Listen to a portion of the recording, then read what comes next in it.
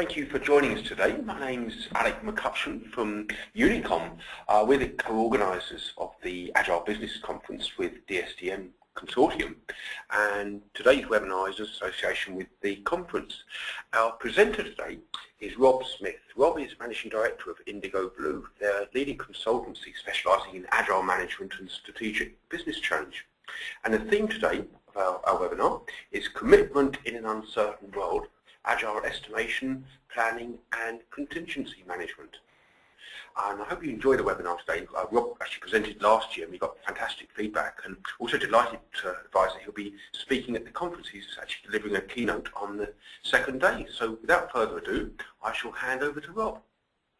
Thank you very much, Alex. I hope everyone can hear me loud and clear. A very good introduction, and I have to say I can't take the credit for last year's webinar. It was actually given by a colleague of mine, James Yoxall.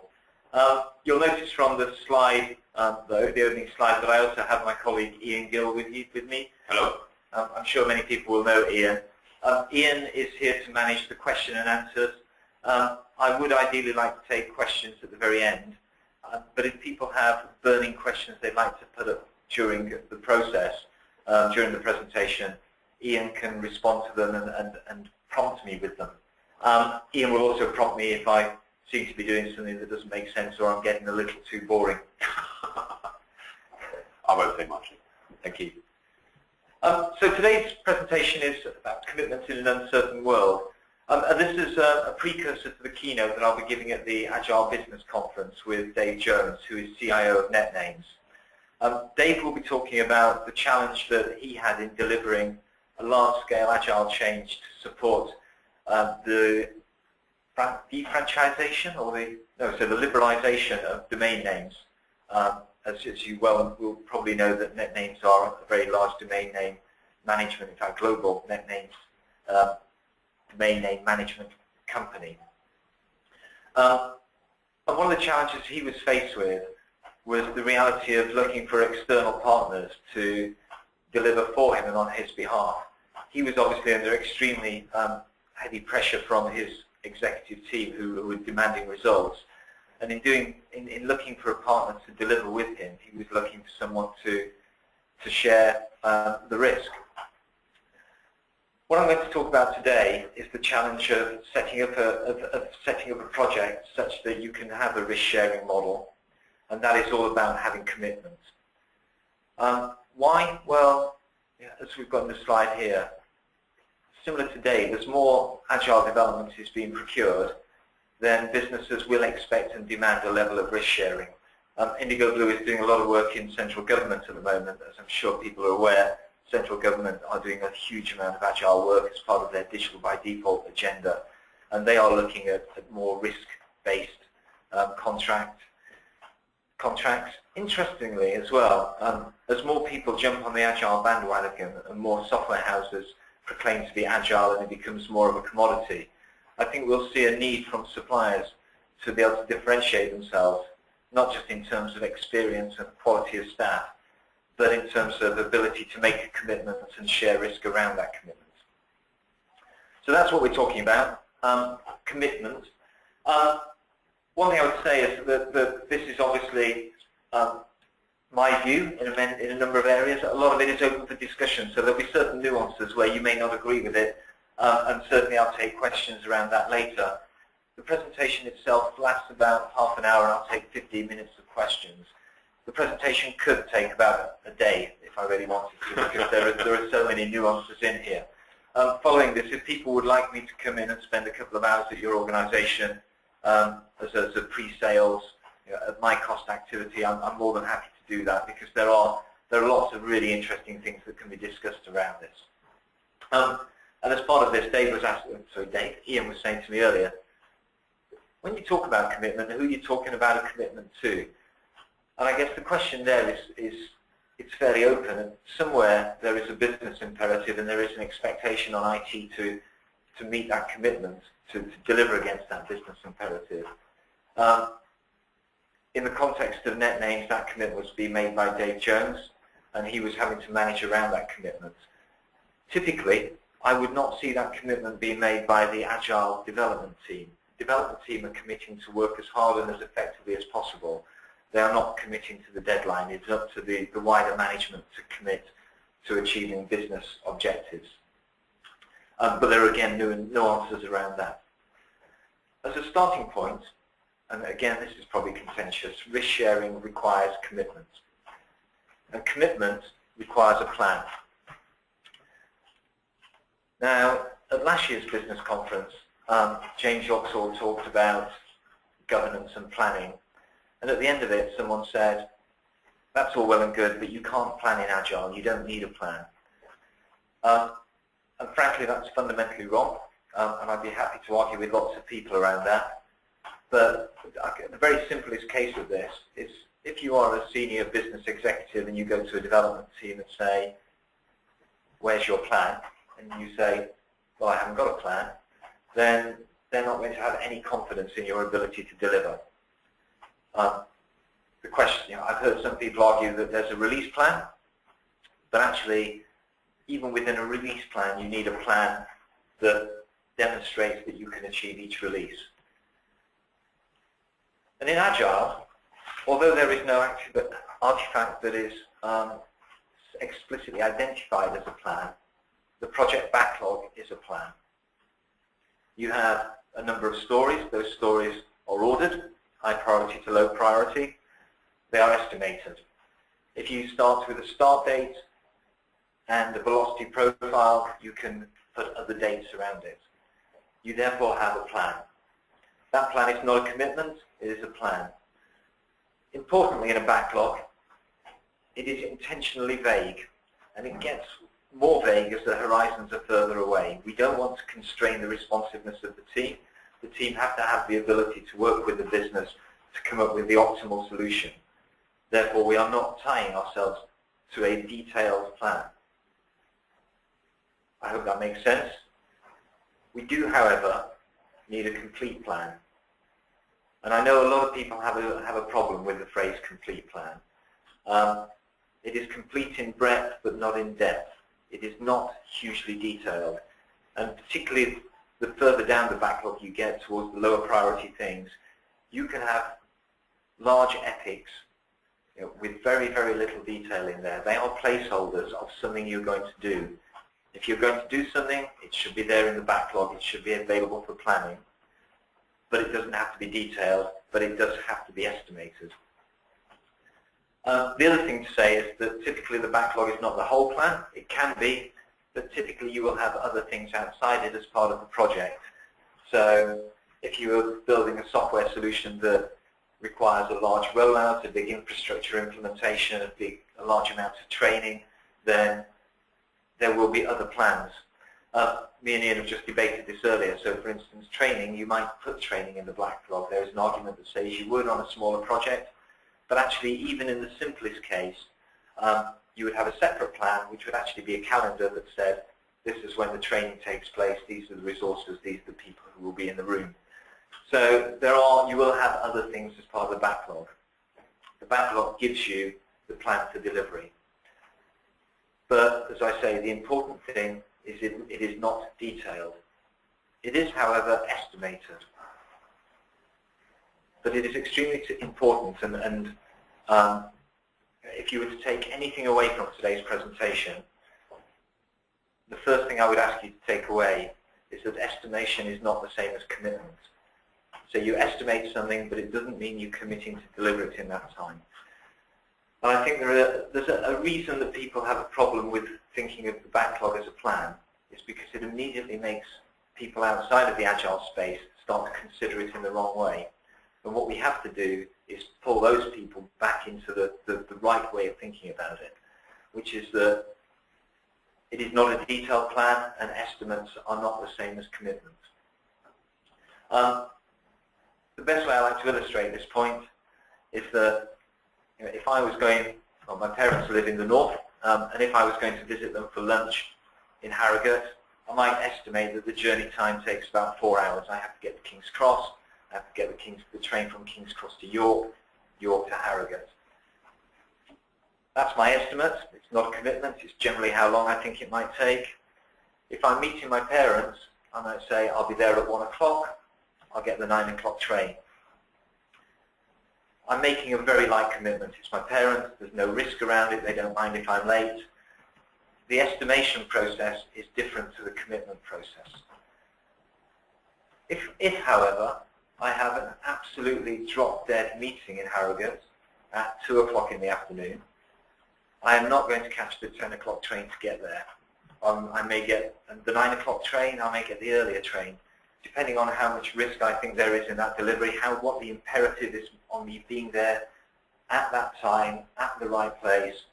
I will build more contingency in. And this is where it's important. You know, we have to think about the difference between estimation, planning, and commitment. So in IndigoBlue's governance model, estimation and commitment are completely different modules. It is possible to plan and estimate without committing. To commit, we need contingency. Back in my young, foolish days, I used to work for a software house, and there was a chap who was regarded as an excellent project manager in the traditional sense. And I used to consider him and think the reason he is so good at project management is that he's brilliant at nailing down a specification, planning that out for delivery, managing to the T against that deliverable, managing it through testing and getting the whole thing right. And I had a lot of respect for him. And it was only in later years that I actually realized that what made him brilliant as a project manager is that he would load significant contingency into all his estimates, 25%, 30%, and then he was absolutely brilliant at negotiating that contingency. So he wouldn't let anyone strip it out. I used to joke that when I was young I wanted to be a train driver, he wanted to be a member of ASLEF. Yeah, he was proper intransigence around that planning. And you know, you can look at that in a number of ways. You can look at it as a negative that he was negotiating contingency in. But you need that contingency if you're going to make commitments. The only other little anecdote, and this is a complete aside, IndigoBlue are doing a lot of work with the Metropolitan Police at the moment. And we've had this discussion around contingency. And one of the very senior police officers said, you know, we just plan in the police force and we get there on time. We're always on time. We make it. And I said, so, okay, if you needed to be at my office, which is 15 minutes away, what time would you leave in order to get there bang on time? You know, half an hour early. You know, contingency is a reality. Talking about commitments though, planning and the levels of planning, detail and then vagary. The further away we don't get quite as excited, the closer to the more valuable things we want to get to is more granular detail. How do we know we've got enough detail stuff and we can stop?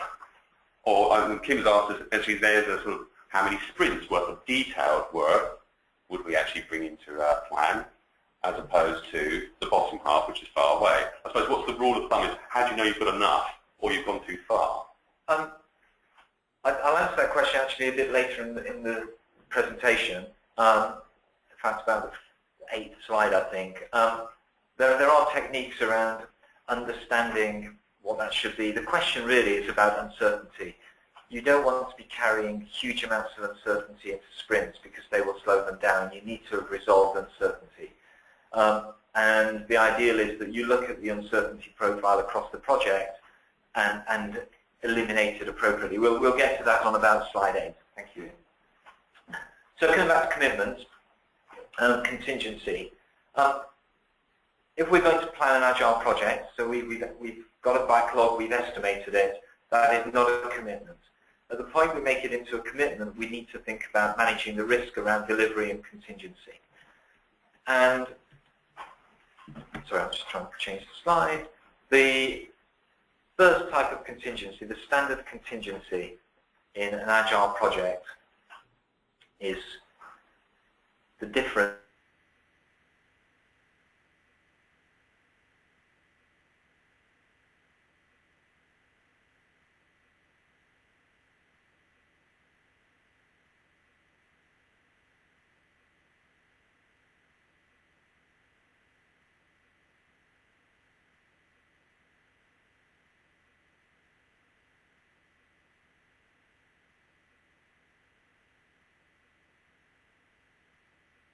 part of the standard ethos of Agile. We fix the time and budget and quality, but we vary the scope. There is one big challenge around this, and I've seen this in a lot of organisations, and I've recently written a blog post on it, which got a lot of feedback, a lot of positive feedback from my perspective. But organisations I found are starting to think about the MVP as a specific deliverable, negotiating with that with the business around that, and then planning to deliver up to the MVP. So what you end up with is a single batch to the MVP, which is effectively a waterfall project delivered in iterations. And that destroys a huge amount of value of the Agile approach, and it takes away a lot of opportunity for risk mitigation around commitment. What you should be doing is each story in your backlog should be an incremental step towards a final solution, and each bit should be complete and add value onto the next one, so that over a period of time you always have a complete solution, which means if you get to a point where a delivery date and you haven't even achieved the MVP, you still have a self-consistent set of functionality that ideally can be deployed. Now, there'll be contingencies around that. You may be asking the business to do paper-based operational work around it. There might be other things you have to do in order to address the fact that you haven't fully achieved what you expect. But the critical thing is, if you've got a proper incremental plan, then the things that you've finished are by definition the highest priority things, and the things that aren't complete are the lowest priority. So the high value stuff is complete.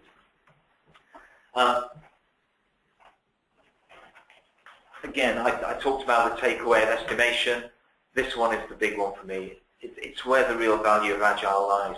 If you are delivering properly and incrementally, then you have a high quality risk mitigation strategy. A proper incremental plan also gives you the opportunity for feedback and learning as you go along. And I don't know if people who are listening to this have experience. It's very difficult doing a webinar and not getting feedback, but this is an area where I see people fail most in the Agile space. And if I could go out and educate the world, it would be around incremental delivery. So you mentioned risk, but also value management must be front and centre, because to build the most valuable things first, so you kind of know what's the most valuable thing. Absolutely. Well, there is a real skill in being able to, look at a project, particularly a big complex project, and break it down incrementally, and break it down to the atomic level that can be delivered in self-consistent chunks, and then to work with the business to prioritize that. That is a real skill in Agile. And I've worked with a lot of people who are fantastically good at it, and they're worth their weight in gold, I have to say. It is a skill. So, scope contingency is the first one, and that is the natural contingency. However, that's often not enough, particularly in a commercial environment. And this is the thing that we'll be talking about in the keynote at the business conference with Dave. The other type of contingency is similar to that of traditional projects. So it's about thinking about the use of time-based contingencies. Now, Agile naturally removes time-based contingencies. So if you do relative estimation and you deliberately overestimate things, then immediately you get into the sprint cycle and reconfigure your estimates based on actuals. You immediately remove all the contingencies. They just go. It is extremely difficult, therefore, to load estimates. It is possible, because you could just load specific things that are specific stories that have uncertainty in them, but actually, it is better to think of other ways.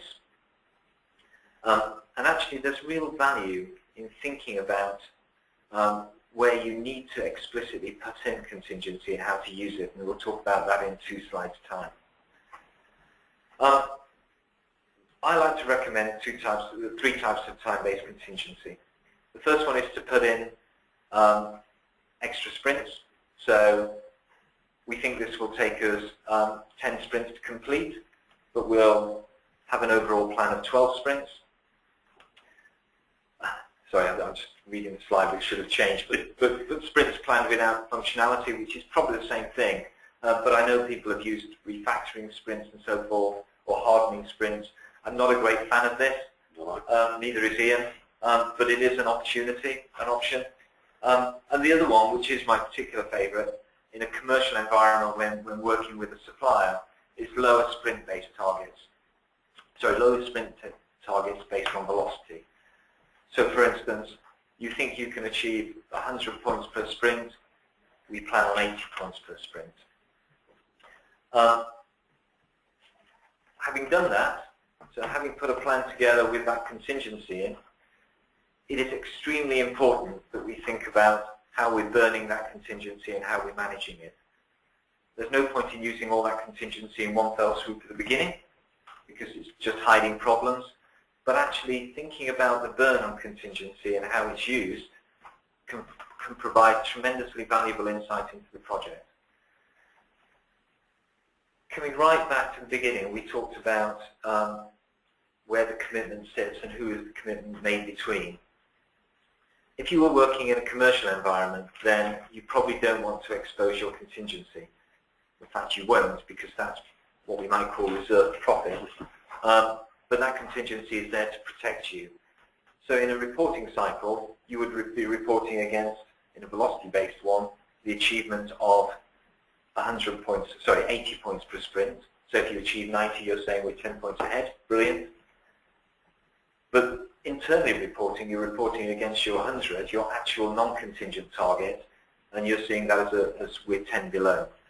And actually understanding how that maps over time and how it's being burnt is a valuable additional insight into the project. The other valuable insight that gives you is that if you're not burning that contingency, and you're particularly not in a commercial environment, then that gives you something that you have extra time, extra effort, extra resource that you can use to invest in more business value. So we like to call this clawback, but the idea is, if I'm planning every sprint to deliver at 80, but I've got 100 contingent target, and I'm achieving 100 every sprint, then after 5 sprints, I've got another 100 points that I can use in some way, or potentially I can use it in each sprint. But it gives me a number of ways that I can play with that contingency, use the spare, and add more value. The velocity one I particularly like in a commercial environment, because it allows you to make commitments around the rate of progress rather than delivery of value, and set service level targets against it. It's a very, very powerful way of setting up a fairly easy but fairly good quality risk sharing contract. And I say I will talk about this with Dave at the business conference. You have a question there, Ian? I thought you were about to ask me something. I think the thing that comes to my mind though is how clawback evolves as much as the estimating of the project moves forward, rather than it's one of those hostage tokens where, oh, the project's too long, let's just take all the contingency out. So contingency is actually a much more specific thing rather than just blancmange of 10% on top. Absolutely. It should be a dynamic thing. It should be something that the team are thinking of in detail and understanding. And actually this takes us neatly onto the next slide, and coming back to the question that was asked right at the beginning, which is, how much contingency? How much contingency do we need? And in answering this question, I'd like to go right back to the major Agile principle, which is responding to changeover following a plan. And I like this, given the fact that I've just talked about the need for a plan. But as I said before, the artifact of the plan is less important than the planning itself, and the planning should be suitably vague to allow you to respond to change. IndigoBlue likes to express this particular requirement as the dynamic management of uncertainty. And what we mean by that is a number of things. So the first one is not delaying high priority solution, the development of that, in terms of resolving low priority things. So if we have a backlog, we don't delay delivering the things at the top because we don't know what the things at the bottom are. If they're low priority, we resolve that uncertainty at the appropriate time. And the best way I like to express this, if you think about a traditional project, all the uncertainty, in theory, and of course the theory is wrong, but in theory you remove the uncertainty at the beginning. So you do a huge amount of planning, analysis, you develop a plan, and then you manage against that. And in that you make a lot of assumptions. And you make assumptions because it's the point when you have the least amount of information available to you. you have no feedback from customers, you don't have no testing, you haven't thought through the real complexity of implementation, you haven't experienced that. So you make a lot of assumptions. And so that's dangerous, but also the time it takes to do that analysis delays the delivery of real value. In an agile world, we want to start delivering the solution as quickly as possible and resolve uncertainty at the appropriate time. And that means low priority things, we resolve uncertainty much later on. It does mean we need to think about where the showstoppers might be and resolve any uncertainty for that. But the key thing is we will have uncertainty in that plan. And if we think about that uncertainty, we can then think about how much contingency we need to deal with it. So if we have a really big epic sat at the bottom of the plan which is critical and we don't know much about it, then we might want to put a huge amount of contingency around it. If it's really critical, we might think we want to do a bit of parallel analysis in order to remove some of that uncertainty to give ourselves a bit more confidence. So make an investment in lowering the uncertainty and improving our overall confidence in delivery. There are quite a few techniques. So I don't know who asked the question earlier about techniques for understanding the level of uncertainty and the amount of contingency. There are a number of techniques out there. My particular favourite, Mike Robinson presented at last year's Agile Business Conference, and I believe the slides and presentation are still online. But the technique he describes is where you have, this is very difficult on a webinar because I'd like to draw a picture. You basically have a Kanban board that runs from right to left instead of left to right.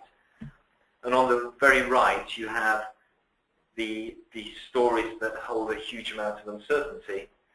And on the far left you have the stories that have very little uncertainty. So things flow from right to left as uncertainty appears. And Mike amusingly labels these as icebergs. So if you're on the very far right, you can only see the tip of the iceberg, and then as you get further to the left, you get to the point where it's an ice floe and you can see the whole thing. And the idea is it provides a great visual representation of uncertainty that you can work with the business, because you can start off with a set of stories and you can ask the business to put them up on the Kanban board to represent how confident they are on the detail around the stories. And then over a period of time, as you understand them more, you move them from right to left, and as they approach the left, they're ready for play. So you said business, which suggests commercial view, but we are technical, so broader, so there might be what language to use, for example. Absolutely, absolutely. There could be any uncertainties. But in terms of the question, how much do you need, how much certainty do you need to go into a particular sprint, the answer is, if you have a board like that, and everything is on the right-hand side and it's all uncertain, then you probably don't have enough. You need to be looking at the left-hand side and thinking about the flow across that, and probably measuring the flow across that, and then down into delivery to go into the Kanban board to go left to right. So the presentation from the last business conference by Mike is excellent, and I highly recommend it. The great thing is that once you have this Kanban board, you can look at the things from right to left, and you can think about the level of contingency required. So lots of big, complex, uncertain things on the right. Probably you need more contingency. Everything on the left, less. But then you also have to think about the risk element. Yeah. So if it's a business critical, this has to be here on this date, otherwise our business goes down, then you're probably wanting to put a lot more contingency in, even if there's a low level of uncertainty. So there is a balance there. There is a huge amount of value in thinking about that balance. It's not about analysis, it's just about, at the outset, just thinking about the challenge, because that's a really powerful way of getting the team together and thinking about the best way of creating a value solution. So that's it in a nutshell. As I say, I could talk about this forever. I am just going to drop back to one thing, so I realised this thing I didn't mean to say earlier, which Ian was challenging me on. I talked about estimation earlier, and there is a big school of thought, and there is a group emerging in the Agile space that says that estimation, you shouldn't do estimation for a number of reasons, a wide number of reasons. I think estimation is an absolute necessity, not just because it provides feed into the planning process that allows commitments to be made, but because I think it's a great opportunity for people to get together to discuss uncertainty, to discuss the best ways of achieving the goal and the best ways of adding value as a team and as a group. I think there's a need to optimize that so it becomes a valuable use of time, but I think it is a valuable thing to do. So, I'll wrap up for questions. But in summary, commitment is a necessity for risk-sharing commercial agreements, and we will talk about the commercial agreements at the ABC. And Dave will talk about a really, really good example of the need for commitment within his business. Commitment requires planning. There is no way around that. That's a truism. But it doesn't mean you need fantastically detailed planning. It just means you need a complete backlog. And actually, producing that is something that we do on a daily basis. You know, the thing that Ian talks about is, you don't have a detailed plan, but you do a lot of planning in Agile. You know, there is a constant planning process, but the artifact of the plan is not the critical thing. My truism, which I've said, I'm thinking of getting someone to stitch a nice motif and have it framed above my desk, but estimates are not commitments, and that is important. It's important that the teams recognise that, and it's important that those outside the teams recognise that. Estimates should always be best case scenarios, and contingency should be about creating a commitment. And in terms of creating that commitment and putting in contingency, we need to think about the right level. We need to, it's not a willy-nilly approach. We need to balance the contingency and the risk. I hope you found that enjoyable. As I say, I'm now open to questions. I'm also happy to come and talk about this in more detail. I'll also be at the Agile Business Conference, so if you'd like to come and call me there and tell me I'm completely wrong, I'm more than happy to do that. Questions? Just the one, which was the number of sprints.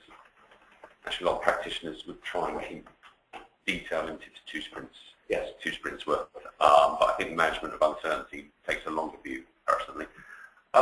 Actually, the management of uncertainty, and we talked about risk and uncertainty quite a lot. I know lots of media tends to be pretty happy to onboard a lot of risk. A lot of organisations not so happy with risk. Do you think there's a cultural thing about there's certain organisations that just might find it too risky itself and would like to nail and analyse everything, even if it's not the right thing to do? Absolutely. There is definitely a cultural challenge in management of Agile. I think we see it everywhere.